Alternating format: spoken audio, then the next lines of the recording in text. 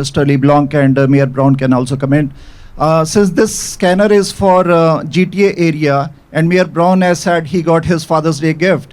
So when will the other mayors in the city of Vaughan, in the Montreal ports, they will be getting their gifts of these scanners, and what is the cost of the scanner? Thank you. So I didn't realize we were getting Patrick such a nice Father's Day gift. $3.5 million Father's Day gift. Patrick's wife was trying to buy one of these scanners, but we beat her to it and showed up with one. This scanner will be covering containers going through both the intermodal terminal in Brampton and also the intermodal terminal in Vaughan. I mentioned also we're in the process of finalizing a new technology that's even more mobile than this particular scanner behind us. Our hope is that second instrument is in the GTA in the next month or two. The CBSA doesn't give the precise location of where the scanner will be working for operational security reasons. You can see if you're an organized crime network and you know from Monday to Wednesday the scanner's in Brampton and Thursday it's going to be at the CP terminal, you may organize the movement of your containers in a different way. So the CBSA, based on the intelligence they have and their work with police partners, will deploy the scanner behind us in the GTA.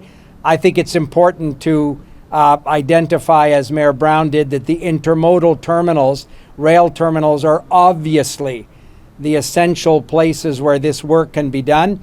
And our hope is in the very near future we have even more technology that is even more mobile and can be displaced quite easily depending on the intelligence information that the Border Services Agency gets from police partners.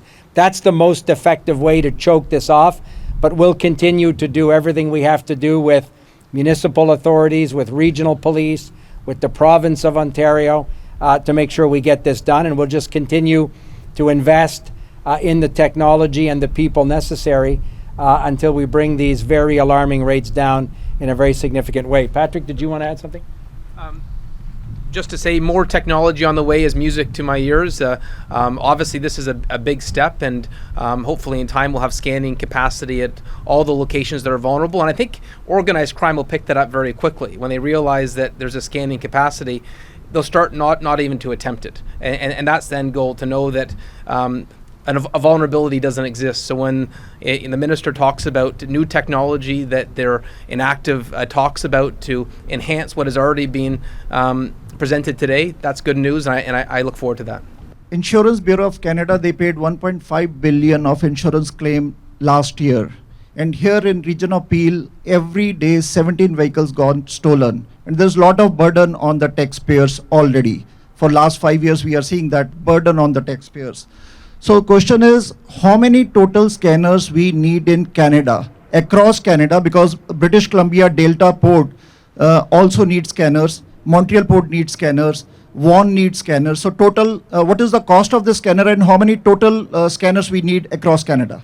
So again, I'm not an expert in the cost. This particular scanner, I think, is about $3.5 million, the one behind us.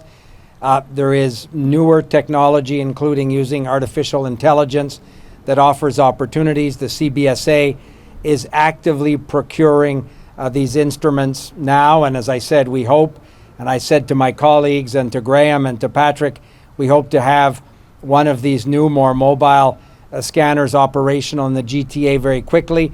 We're continuing to invest in the Port of Montreal, but your point is correct. It's not just the Port of Montreal. This is a challenge at many of our major ports.